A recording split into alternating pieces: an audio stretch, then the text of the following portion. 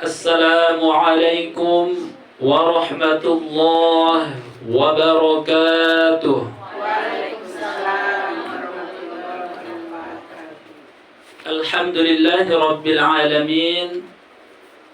Wassalatu wassalamu ala ashrafil anbiya'i wal mursalin wa ala alihi wa sahbihi ajma'in. Amma ba'du. Para ummahat, ibunda, orang-orang tua kami rahimakumullah yang kami muliakan. Apa kabarnya ibunda? Sehat? Alhamdulillah, sehat dan afiat. Mari bersyukur kepada Allah Subhanahu wa taala dengan melafalkan kalimat tahmid Alhamdulillahi rabbil alamin. Allah senantiasa memberikan kita berbagai macam nikmat, terutama nikmat iman dan Islam, sehingga penting bagi kita mengisi hari-hari kita dengan ibadah. Ibadah ada dua macam, hablum minallah, hablum minan nas. Hablum minallah, baca Al-Quran, salat, berzikir, dan lain sebagainya. Hablum minan nas, diantaranya bersilaturahim. Alhamdulillah, kita dengan izin Allah dan taufik inayah hidayah yang Allah berikan dalam kehidupan kita masih dapat bertatap muka bersilaturahim. Mudah-mudahan dapat kita istiqomah melaksanakan perintah Allah, menjauhi larangan Allah. Amin ya rabbal alamin. Begitu pula salawat dan salam kehariban Nabi besar Muhammad sallallahu alaihi wasallam. Allahumma salli ala sayyidina Muhammad wa ala alihi wa sahbihi ajma'in. Banyak salawat kepada Rasulullah sebagai bukti cinta dan sayang kita kepada Rasul. Rasul pernah ditanya oleh seorang sahabat, "Ya Rasulullah, wahai Rasulullah." Beliau menanya seperti ini, "Matas sa'ah?" Kapan hari kiamat? Maka Rasul menjawab, "Ma'adatta laha." Kau bertanya hari kiamat, apa yang kau siapkan rupanya? Silakan masuk ibunda. Ya, isi yang kosong. Silakan. Ahlan wa sahlan wa marhaban. Selamat datang kepada ibunda yang baru datang. Baik, kita lanjutkan. Banyak salawat kepada Rasul karena sahabat pernah bertanya, kapan hari kiamat? Rasul menjelaskan, apa yang kau siapkan? Maka sahabat tersebut mengatakan, tak ada ya Rasul, yang kau siapkan hanyalah uhibbullah wa uhibbu Rasulullah. Yang kau siapkan hanyalah rasa cintaku yang begitu besar kepada Allah dan kepada engkau wahai Rasulullah. Maka Rasul mengatakan, innaka ma'aman ahbabata. Sesungguhnya engkau akan bersama dengan orang yang engkau cintai. Maka besar harapan kita dengan rasa cinta dan rindu kita kepada Rasulullah yang kita ungkapkan melalui salawat-salawat yang kita lantunkan, termasuk pula lah kita umat Rasulullah yang berkumpul bersama Rasulullah di surga Firdaus kelak, insyaallah. Amin ya rabbal alamin. Tema kita pada siang ini tak usah pala tinggi-tinggi kali kaji kita ibunda. Kita ambil saja tema-tema ringan, yaitu pentingnya belajar Al-Quran. Kenapa kita ambil tema ini? Karena ternyata mempelajari Al-Quran, belajar membacanya, belajar tafsirnya, mengamalkannya, mengajarkannya, ini sesuatu yang sangat dianjurkan kepada kita. Di antaranya yang khususnya membacanya. Mempelajari tajwid itu wajib rupanya hukumnya.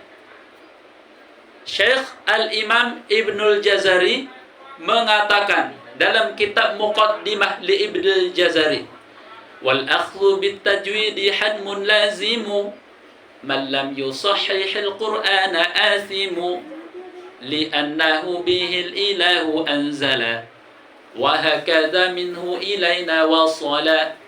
Yang artinya wal akhdhu bit tajwidi hadmun lazimu, mempelajari Al-Qur'an, mempelajari tajwid wajib hukumnya.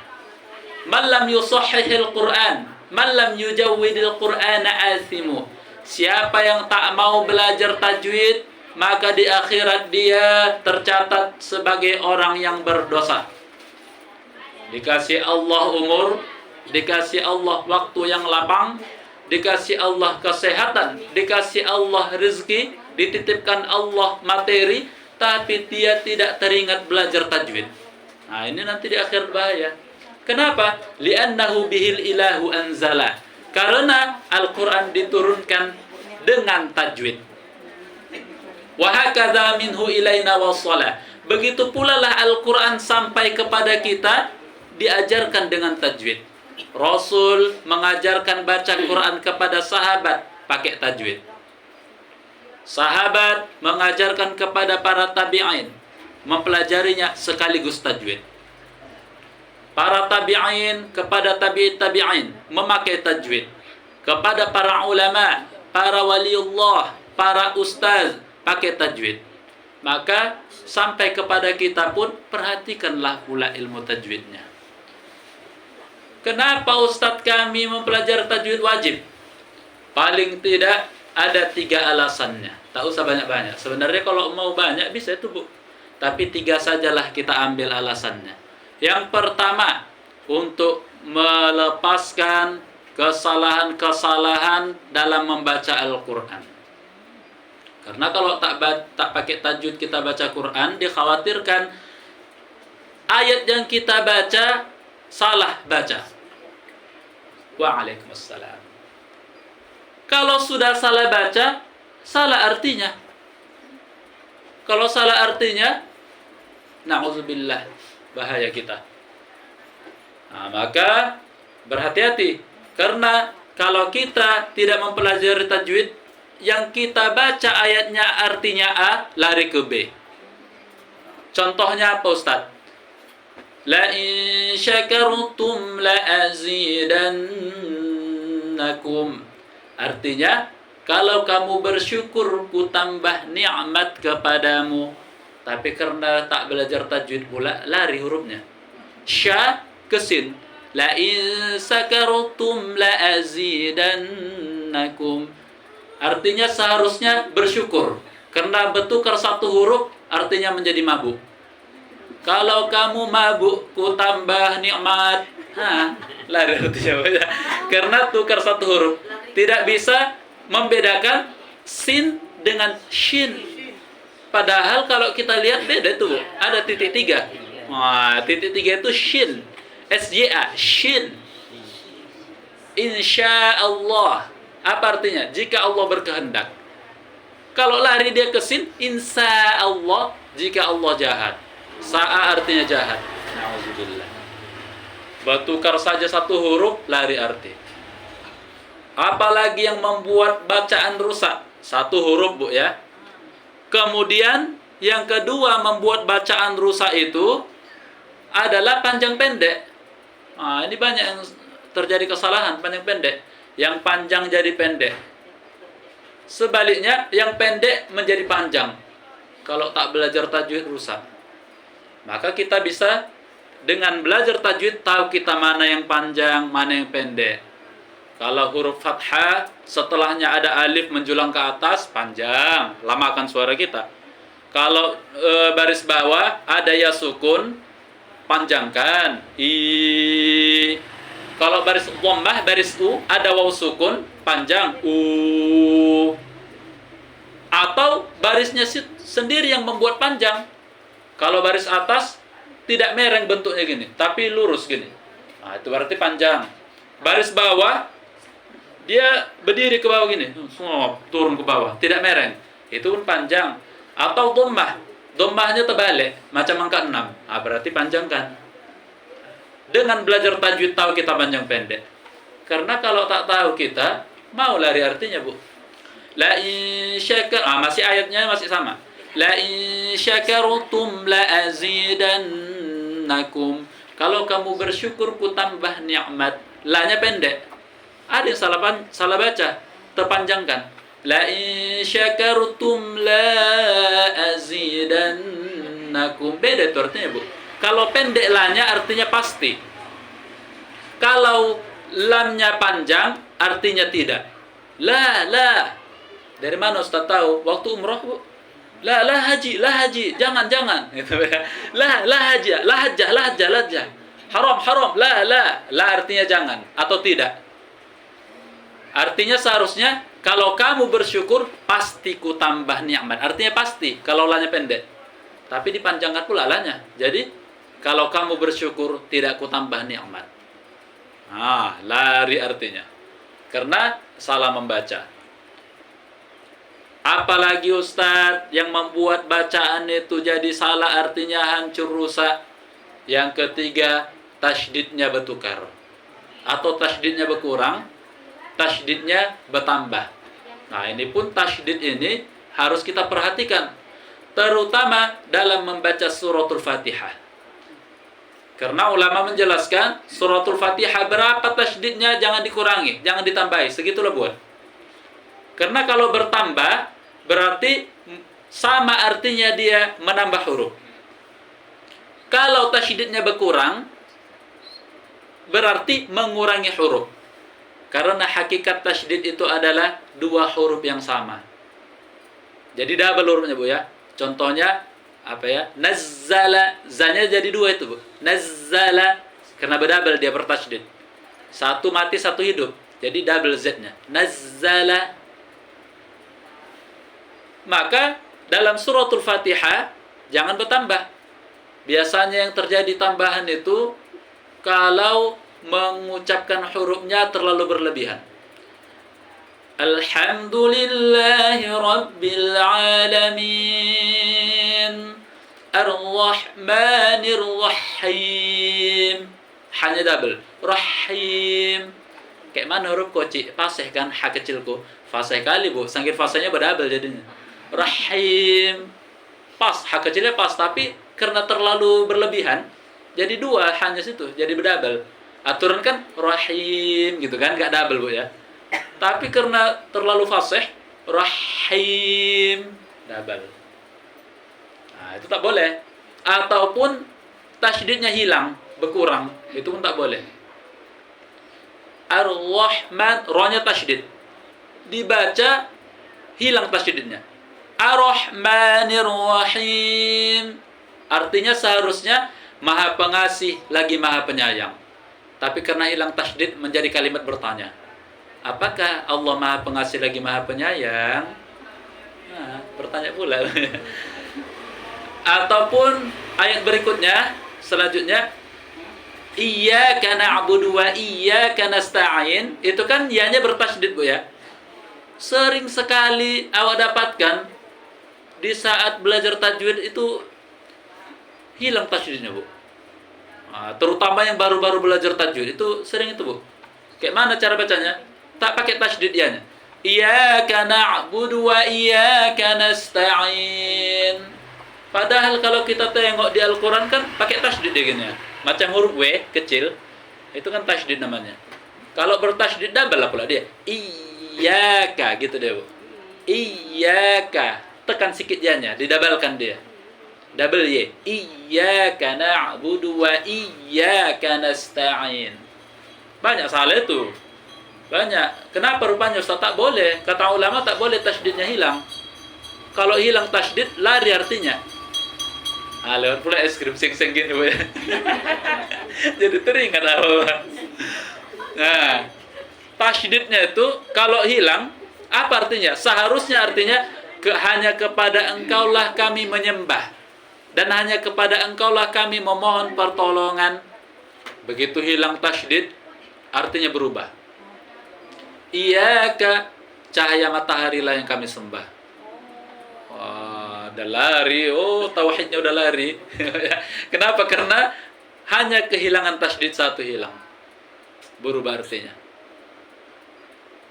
Ustaz, apalagi yang dapat merusak makna atau merusak bacaan kami, Ustaz? Berubah harokat. Harokat itu, Bu, tak boleh berubah. Harokat itu baris. Fathah, kasroh, dhammah, jangan bertukar. Itulah perlunya kita talaki. Kalau ada guru yang mengajarkan, kan ada yang mengoreksi awak, bukan?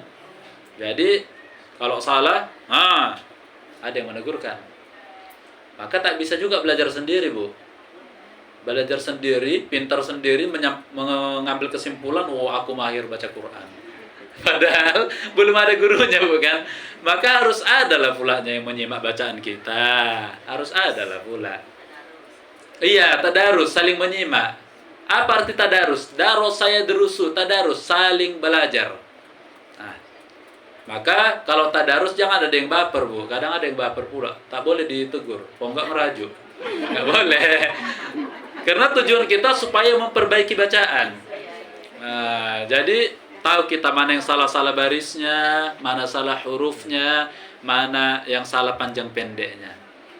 Nah, jadi itulah tujuan kita belajar tajwid, agar huruf-huruf yang kita ucapkan itu dan ayat-ayat yang kita bacakan benar.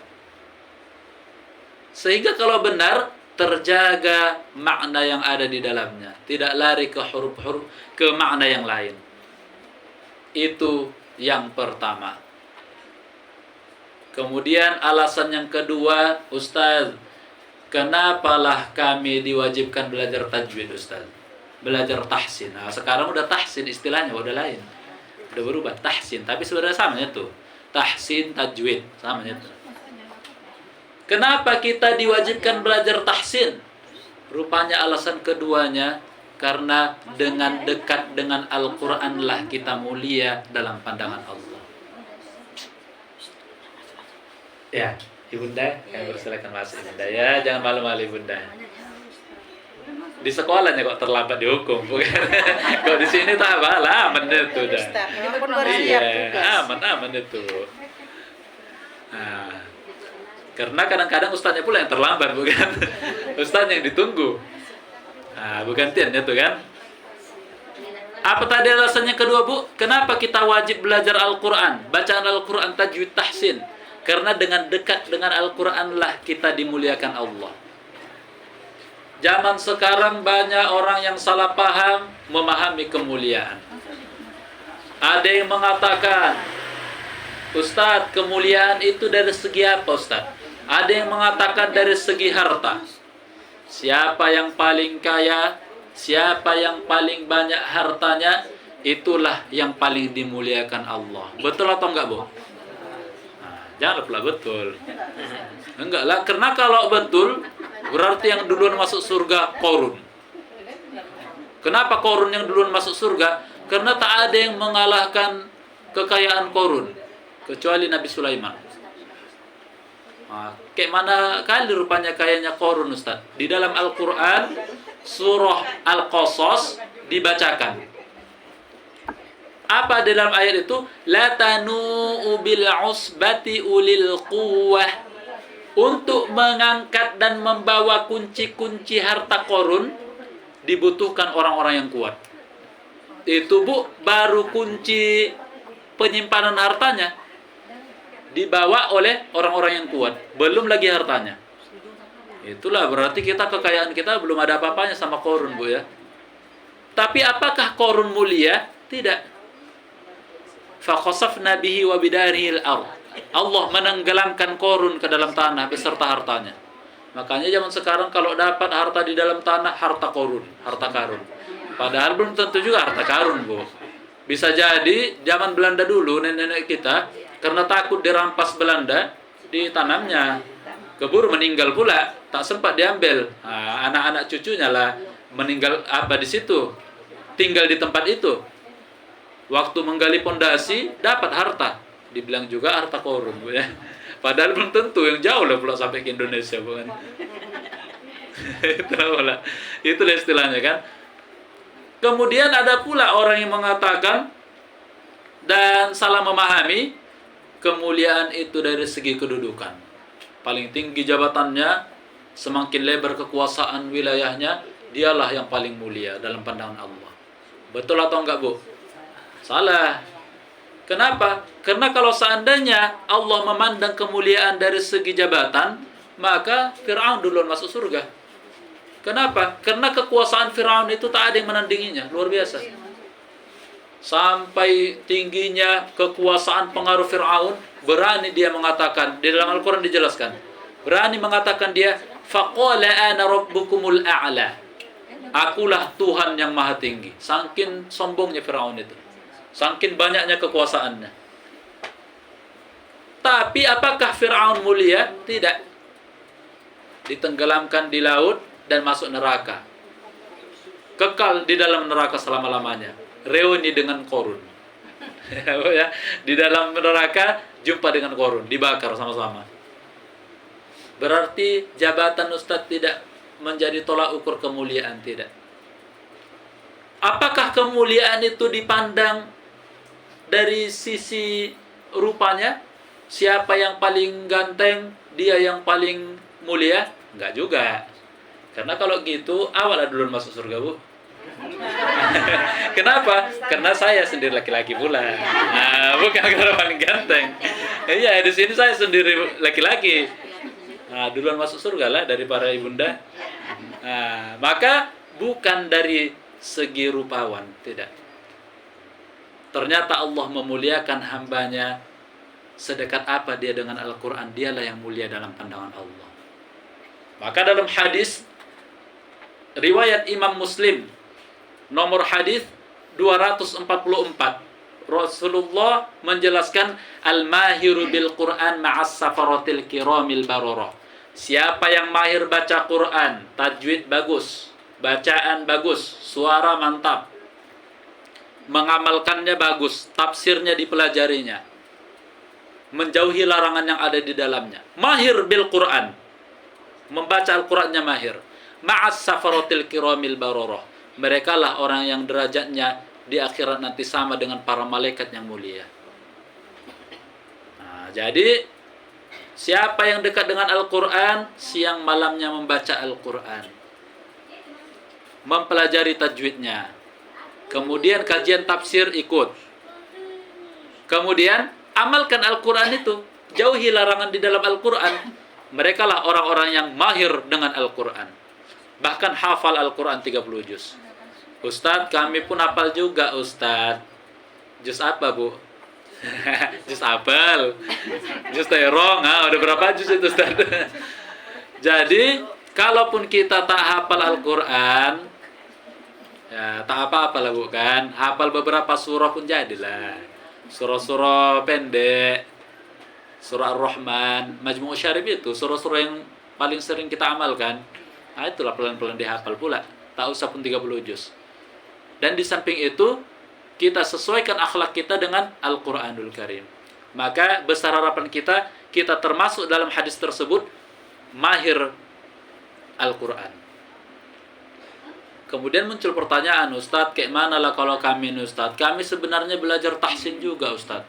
Tapi udah tahu lah, Ustadz, lidah-lidah yang udah tua ini, Ustadz, udah agak kaku, Ustadz. Kadang-kadang tahsin kami, sampai gurunya pun pening, Ustadz. Sampai dari wajahnya senyum sampai cemberut. Wah, fa, pa juga dibaca. Ha, sya, so, entah apa-apa kita baca, Bu, ya. Tetap begitu, sampai gurunya pertama senyum-senyum, lama-lama cemberut gurunya. Wah, ya. Memang kayak gitu, memang kayak mana lagi, Bu, kan? Udah kaku, lidah itu udah agak payah. Jadi, rupanya lanjutan hadis tersebut masih ada. Walladzi yaqra'ul Qur'an, dan orang-orang yang mempelajari Al-Qur'an tapi karena memang uzur lah dia, udah memang kayak gitulah pulanya. Wa yatata'ta'u, tetaplah sulit dia membacanya. Udah diusahakannya pula kan, udah tahsin, udah dibaca juga, tapi udah kayak gitulah.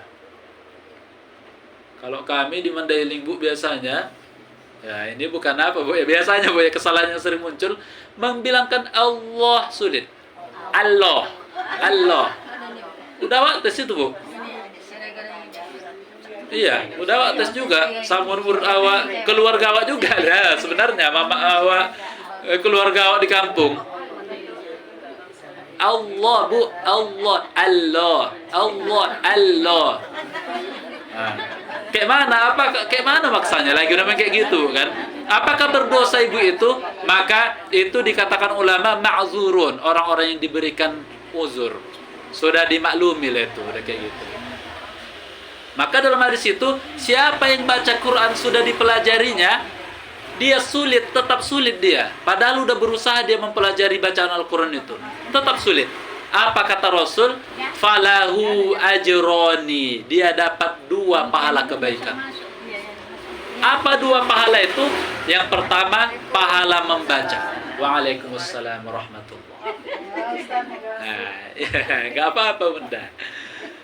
Pahala membaca. Kemudian yang kedua, pahala mempelajarinya. Dapat double pahalanya, Bu. Baca Quran saja kita dapat 10 pahala, itu pahala membaca. Double lagi dikasih bonus sama Allah, pahala mempelajari Al-Quran. Karena dalam hadis Imam Bukhari dijelaskan, khairukum man ta'allama al-Qur'ana wa 'allama. Sebaik-baik kalian ialah orang yang mengajarkan Al-Quran dan mempelajarinya. Ada dalam hadis itu dijelaskan, yang baik dalam pandangan Allah, yang pandai-pandai aja. Yang tak pandai enggak baik. Enggak, bukan? Dalam hadis itu justru siapa yang mau belajar, itulah yang mulia dalam pandangan Allah. Asalkan mau saja kita belajar. Yang penting kan kita dalam hidup ini ikhtiar, doa. Kalau hasilnya kita tawakal kepada Allah. Bagaimanapun hasilnya, kalaupun rezeki kita dapat bacaan yang bagus nanti, alhamdulillah, bersyukur. Tapi kalau memang segitulah kemampuan kita setelah kita pelajari dengan sungguh-sungguh, berarti memang itulah bagian yang Allah takdirkan dalam hidup kita. Tetap mulia dalam pandangan Allah Subhanahu wa taala. Jadi kayak mana Ustaz yang berdosa itu nanti di akhirat? Yang kayak bilang tadi lah, Bu, di awal. Ada waktu luangnya, ditelepon kawannya. Oci, siang-siang ini ngapain Oci? Oci kan udah pensiun. Iya, udah pensiun. Ngapain? Di rumah aja lah. Ngapain? Buka Antv, nonton film India. Astagfirullah. Tapi ada kajian tahsin ini, Bu. Kita ada 10 orang ini, kita panggil Ustaz Saiful ini, tahsin ini khusus. Berarti Ustaz promosi juga ya. Nggak usah pala sama awak, Bu. Ya dokat-dokat di sini aja. Ustaz apa namanya yang dokat? Ada. Ustaz-ustaz yang mahir-mahir sini, kori-kori, hafiz, kan banyak, Bu, kan? Nah, itu aja lah. Kalau awak jauhnya pula kan, di komplek kejaksaan, agak jauh pula. Panggil yang ada waktunya. Kemudian kalau ditelepon ibu itu, Bu, bisa lah ngaji lah kita, Bu, gabung-gabung daripada di rumah aja, Bu. Kan bosan di rumah aja nonton, tegolek. Ayolah, Bu, silaturahim kita kumpul. Ibu itu tak mau. Udahlah, nanti-nanti aja, belum ada panggilan hati. Mau kapan? Kalau nggak dipaksakan, beribadah itu harus ada kesungguhan, memaksakan diri. Kalau nggak bisa. Kalau menunggu mood kita bagus, panggilan hati, bagus hati kita, apa ya itu, Bu? Iya, kalau moodnya tiap hari. Kalau moodnya sebulan sekali, kan payah juga itu, Bu. Maka orang-orang seperti itulah belajar tak mau. Sudah tahunya ada kekurangan, belajar tak mau dia belajar. Maka orang-orang seperti itu menutup dirinya dari belajar Al-Quran. Mereka lah orang-orang yang nanti ditanya di akhirat. Wahai ibu fulanah, kenapa engkau bacaanmu rusak? Karena Allah memang kayak gitulah kemampuan saya. Dulu kau kan ditelepon sama kawanmu. Kenapa kau tak mau? Gara-gara nonton film India. Pagi-pagi enak pula kan.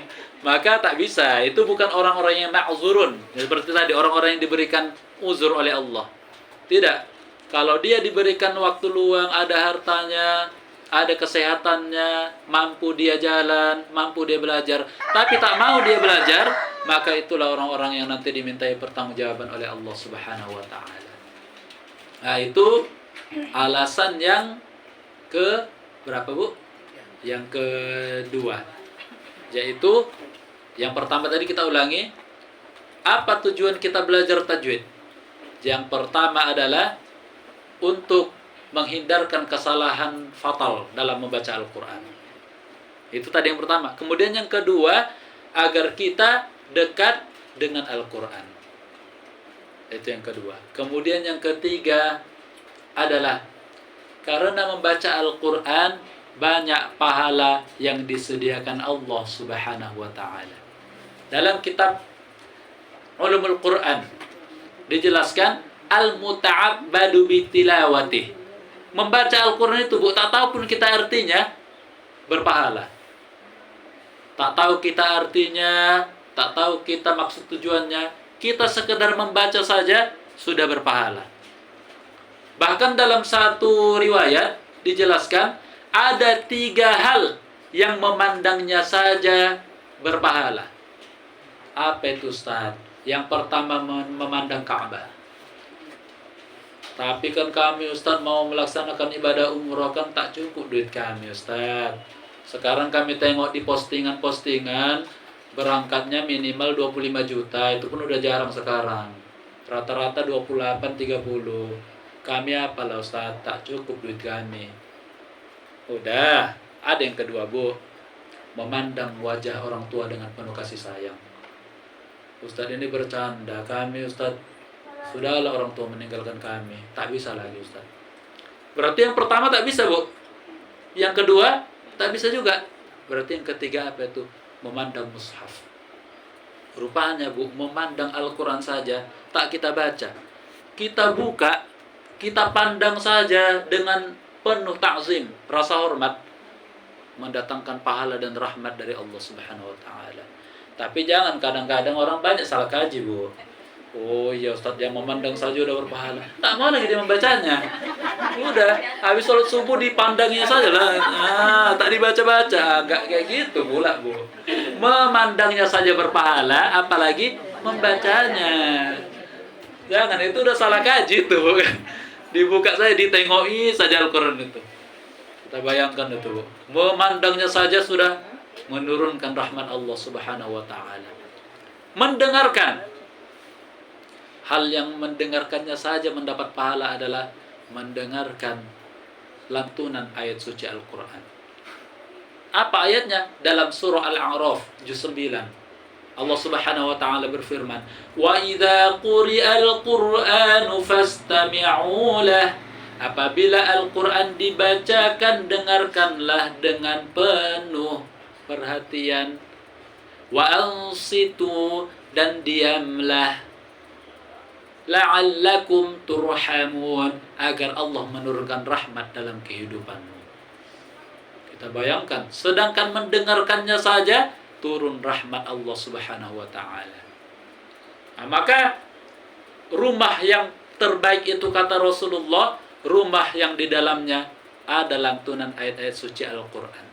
Maka Rasul menjelaskan, zayyinu buyutakum bitilawatil Quran. Hiasilah rumah kalian dengan bacaan-bacaan Al-Quran. Pagi-pagi lewat, kita terdengarlah murattal Al-Quran. Lewat. A'udzu billahi minasy syaithanir rajim. Sambil memasak ibu itu.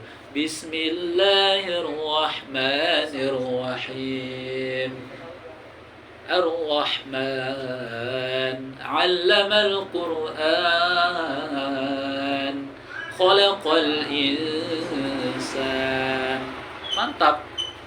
Begitu masakan itu dihidangkan, mendapatkan rahmat dari Allah Subhanahu wa taala. Turun rahmat, Bu. Sehingga suami yang awalnya lasak-lasak, tak kemana-mana kerjanya, mulailah lembut. Hatinya lunak karena Al-Quran yang dibacakan, dimasakan, yang dihidangkan kepada suami.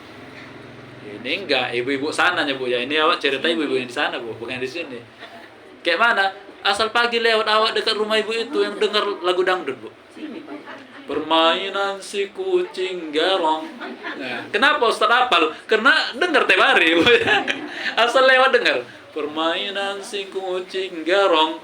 Wah, begitu dimasak, Bu, makanan itu dikasih sama suami, langsung lasak ikut kucing garong.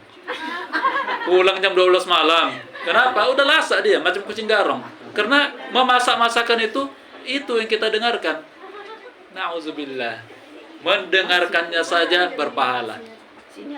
Melihatnya berpahala. Mendengarkannya berpahala. Kemudian yang ketiga, membacanya apalagi. Dalam satu riwayat Rasulullah sallallahu alaihi wasallam bersabda, "Man qara'al Qur'an, man qara'a harfan minal Qur'an falahu bihi hasanah wal hasanatu bi'asyri amsalihha." Siapa yang membaca satu huruf dari Al-Qur'an, mendapatkan 10 pahala. Wala aqulu alif lam mim harfun, tidak aku katakan alif lam mim satu huruf, walakin alif harfun, lam harfun, mim harfun. Akan tetapi alif satu huruf, lam satu huruf, mim satu huruf. Kita membaca alif lam mim Bu 30 pahala. Tapi lagi-lagi jangan kayak tadi, salah kaji. Jangan besok begitu pulang, begitu habis sholat subuh, A'udzu billahi minasy syaithanir rajim. Alif lam mim. Shadaqallahul azim. Begitu datang suami, kok cepat kali Bu baca, biasanya 1 lembar. Kata Ustaz Saiful, melaga-laga. Mana nomornya sini? Begaduh jadi gara-gara itu. Jangan, sedangkan 3 huruf saja 30 pahala. Apalagi kita membaca 1 lembar. Udah berapa huruf yang kita baca itu? Maka itulah salah satunya kita belajar tajwid agar dapatlah fadilah keutamaan Al-Quran itu. Maka kita simpulkan dalam kajian kita ini, mempelajari tajwid atau tahsinul Quran hukumnya wajib, fardhu ain, wajib bagi kita. Kenapa? Ada 3 alasan tadi kita simpulkan. Yang pertama, agar terhindar dari kesalahan-kesalahan fatal dalam membaca Al-Quran. Kemudian yang kedua, agar kita dekat dengan Al-Quran dan dimuliakan Allah. Kemudian yang ketiga, agar kita mendapatkan keutamaan pahala yang besar dengan membaca Al-Quranul Karim. InsyaAllah, amin ya rabbal alamin. Mungkin ini yang dapat kami sampaikan. Lebih dan kurang kiranya kami mohon dimaafkan. Segala yang benar itu datangnya dari Allah Subhanahu wa taala. Mungkin terdapat kesilafan, kesalahan dalam menyampaikan pengajian, kami mohon dimaafkan, dan kepada Allah kami mohon ampun. Demikian, sebelum kita tutup mungkin ada pertanyaan dari para ibunda orang tua kami persilahkan dengan segala hormat.